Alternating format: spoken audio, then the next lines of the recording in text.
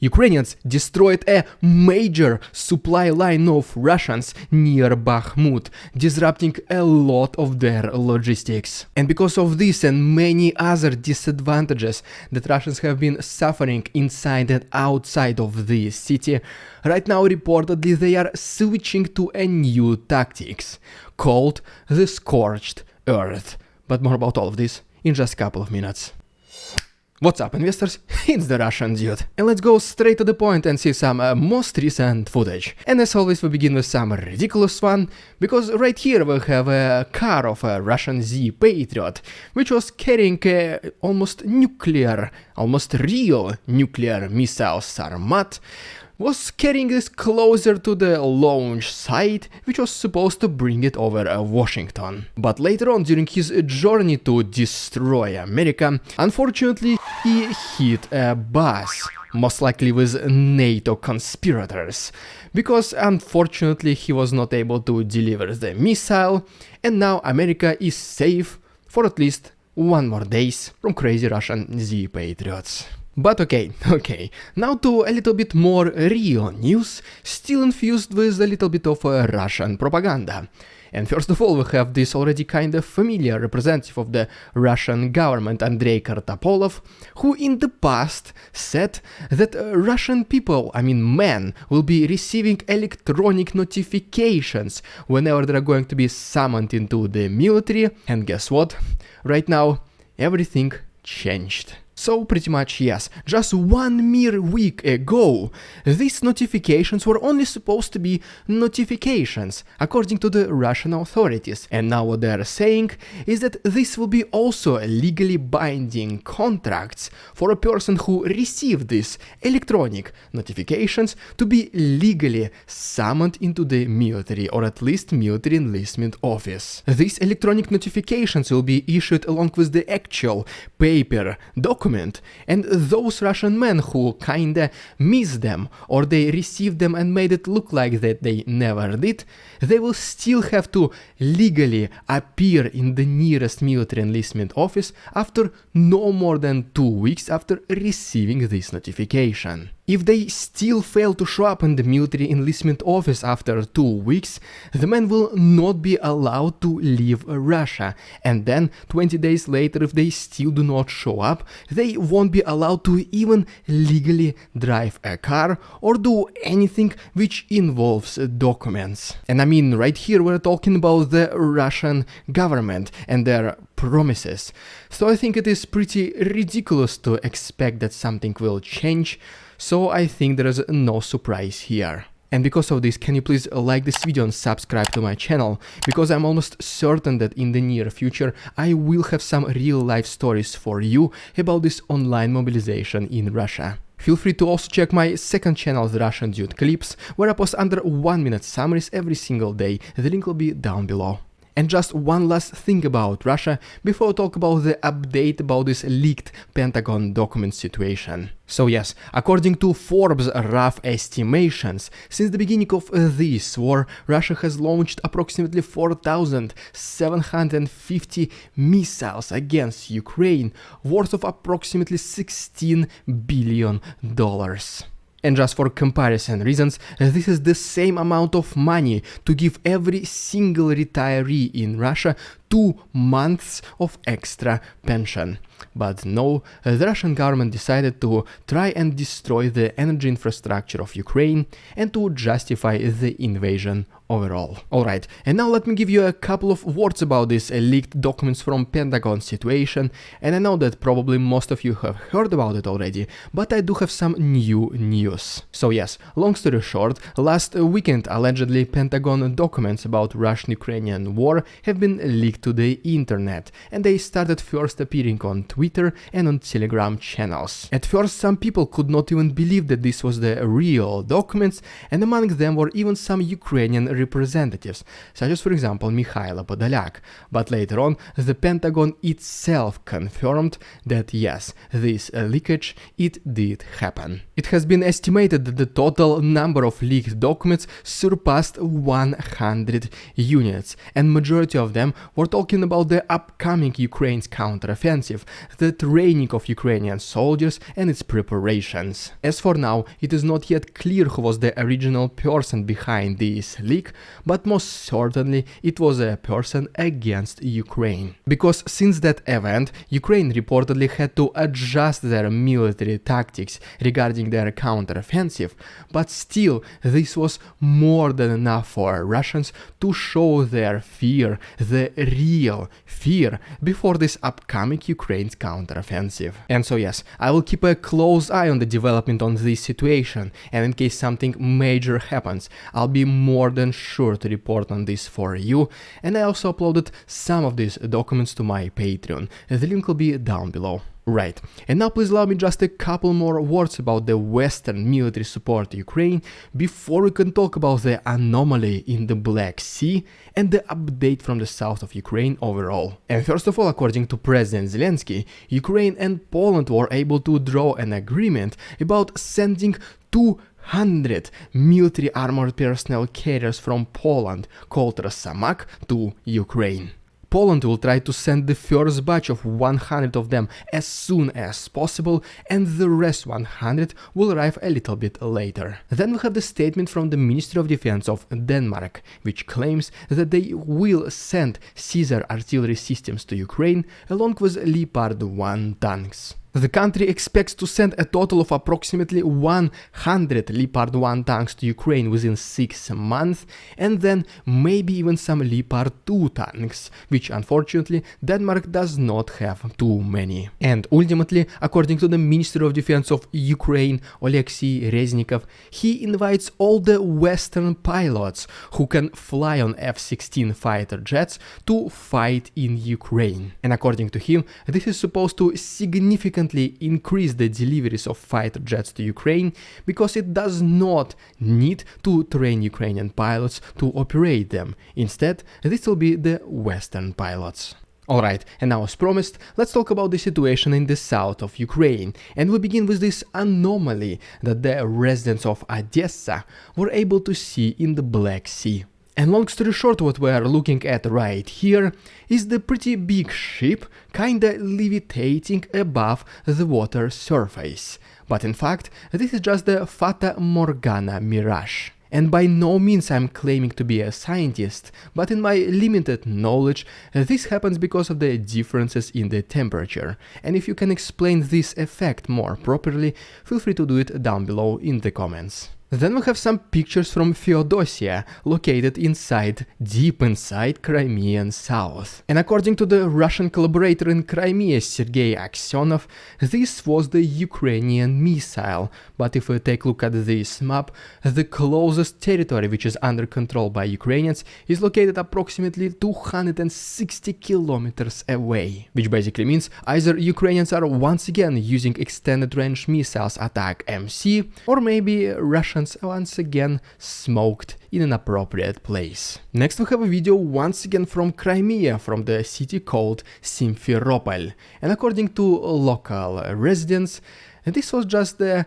bird factory which spontaneously got caught on fire. The trustworthiness of this statement, which was most likely affected by the Russian propaganda, is pretty questionable. Then we have the report by the Institute for the Study of War, which claims that Ukrainians did a reconnaissance in force in Zaporozhye region. Speaking about Zaporozhye region, thanks to Sentinel-2 satellite, we're able to receive some pictures of Russian forces digging an extremely long trenches across the entire region, and the length of this trench is estimated to be approximately 70 kilometers, which is almost the entire 1/3 of the total width of the region itself. And ultimately, Ukrainian media also released this picture from Zaporozhye itself, which shows us the result of a Russian missile attack against a civilian neighborhood. Alright, and now let me give you a very quick similar update from the east of Ukraine. We can also talk about the attacks against the territory of Russia itself, before we will talk about Ukrainians destroying the main logistical hub of Russians near Bakhmut. And first of all, we have a video from the capital of Russia itself, Moscow, where, as you can see, the storage facility of some spare parts spontaneously got caught on fire. and according to the main official version of the Russian propaganda, this has been the result of a gas container exploding. Then we go down to Kursk region, which is located very close to the territory of Ukraine. And as you can see right here, another Ukrainian reconnaissance drone has been intercepted by Russians. Next we go to another neighboring region called Belgorod, where local residents started receiving these paper, I don't know how to even call them, notifications or kinda documents, which tell them what to do in case there is an emergency, which they mean is the invasion from Ukraine. And long story short, what it says is the first thing to do is to notify all your friends and relatives that you're about to leave, then you should assemble a suitcase with all the necessities, and then, logically, leave to a much safer place. Pretty much, yes.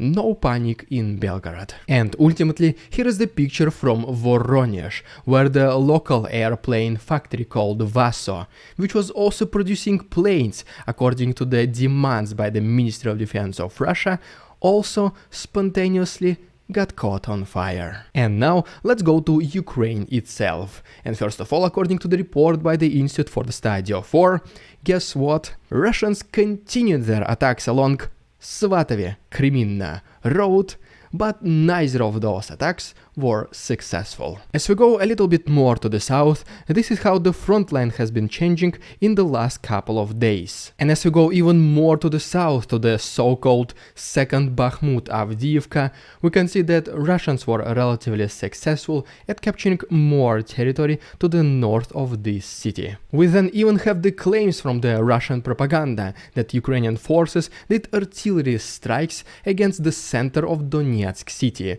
and they presented us with this video. But on the other hand, Ukrainians reported that using drone they're able to destroy a Russian air defense system, and they shared this video as well. Next we have the report by the British intelligence, which claims that now Russians also intensify their efforts to capture Marinka, the city which is in complete ruins right now. And Russians, just like in Bakhmut, just like in Avdiivka, they're using significant resources for minimal gains. And just to show you what I mean, this is how much land Russians were able to capture to the south of this city in the last 24 hours. But in return to that, Ukrainian air defense system was able to intercept a Russian fighter jet Su-25 above Marinka. In order to comply with the YouTube guidelines, I'm not able to show you the entire video, but if you want to see all the uncensored footage from each episode every single day,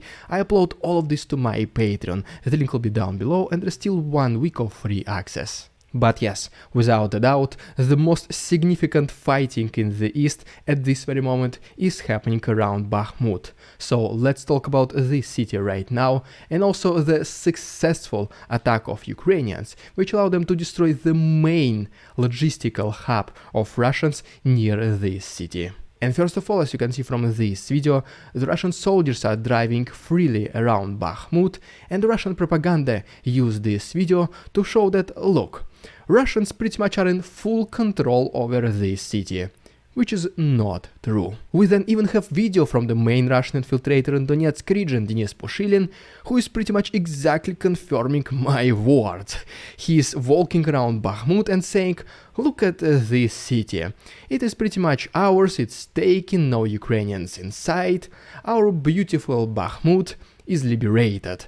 And he is doing this while showing the ruins of the city which Russians destroyed. And by the way, a funny thing about the confrontation between Yevgeny Prigozhin, the leader of Wagner, and the Ministry of Defense of Russia and the conventional Russian army is that whenever Yevgeny Prigozhin was asked how he is rating the actions of the Russian military in Bakhmut, I do not know.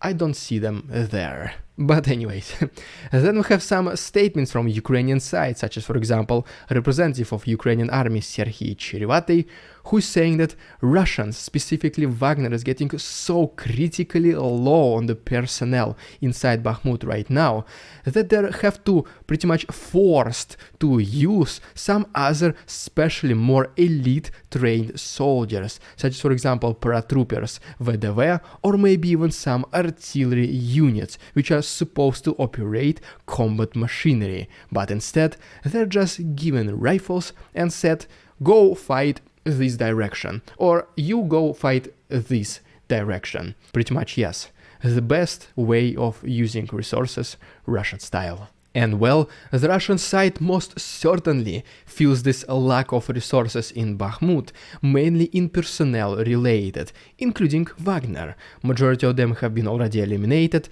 some of them their contracts expired, and obviously no one in their right mind would stay continuing offending Bakhmut. So for this reason, according to Ukrainian General Alexander Syrsky, Russians have decided to switch their tactics, which is now called the Scorched Earth. And what it basically means is almost the same thing that Russians did in the past in Syria.